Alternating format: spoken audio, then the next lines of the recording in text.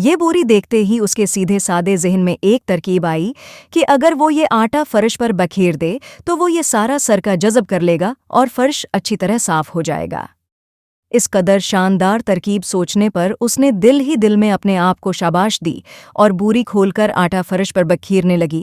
اس دوران بے دھیانی میں اس کا پاؤں سرکے سے بھرے اس جگ سے ٹکرایا جو ڈرم کے نیچے پڑا تھا۔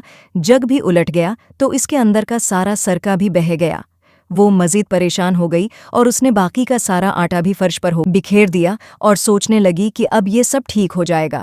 کسان گھر لوٹا تو اسے شدید بھوک لگی رہی تھی۔ اوس نے آتے ہی پوچھا، آج کھانے میں کیا پکا ہے؟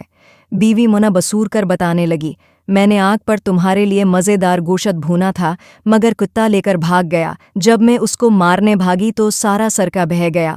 اب میں نے آٹے کی مدد سے کمرے کا سارا فرش صاف کر دیا ہے اور اب وہ کمرہ بہت صاف ستھرا نظر آ رہا ہے۔ تمہیں پریشان ہونے کی ضرورت نہیں۔ اس کی بات سن کر کسان نے اپنا سر پیٹ لیا اور پریشان ہو کر کہنے لگا، آواہ بے وقوف عورت، تم نے یہ سب کیا کر دیا۔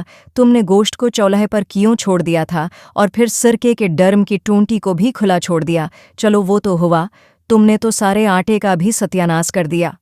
اس کی بات سن کر بیوی بھی تیز لہجے میں بولی، اب میں کیا کروں؟ یہ سب کچھ تو تمہیں پہلے بتانا چاہیے تھا کہ کیا غلط ہے اور کیا صحیح۔ کسان جانتا تھا کہ اس کی بیوی کم عقل ہے، لہٰذا اس کے ساتھ جھگڑا مناسب نہیں۔ اس نے سوچا کہ مجھے خود ہی اس کا خیال رکھنا ہوگا۔ یہ سوچ کر وہ چپ ہو رہا۔ اس دن انہوں نے آلو ابال کر کھائے اور پیٹ بھرا۔ کچھ دن ایسے ہی گزر گئے اور کوئی خاص واقعہ پیش نہ آیا۔ کسان بھی اب خاصا محتاط ہو گیا تھا اور باہر جانے سے پہلے سب کچھ اپنی بیوی کو سمجھا کر ہدایت کر جاتا۔ ایک دن کسان نے اپنے کھیت کے ایک طرف اگا ہوا پرانا درخت کاٹا تو جڑ میں سے اسے سونے کے کچھ سکے ملے۔ وہ خوش تھا کہ اب ضرورت کے وقت ان کو استعمال کر لے گا اور کوئی پریشانی نہیں ہوگی۔ اوس نے سوچا کہ سونے کے ان سکوں کو کسی جگہ چھپا کر رکھ دے، مگر اس کو اپنی بیوی کی طرف سے بھی خطرہ تھا کہ کہیں وہ ان کا راز نہ کھول دے۔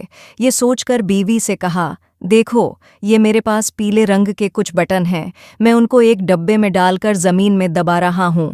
تم نہ تو ان کے قریب جاؤ گی نہ ان کو چھوؤ گی۔ ٹھیک ہے، جیسا تم کہتے ہو میں ویسا ہی کروں گی، میں ان کو وہاں سے نکالوں گی نہ ان کو چھوؤں گی۔ بیوی نے اسے یقین دلایا۔ ویڈیو اگر اچھی لگی ہو تو لائک یا سبسکرائب کرنا مت بھولیے گا۔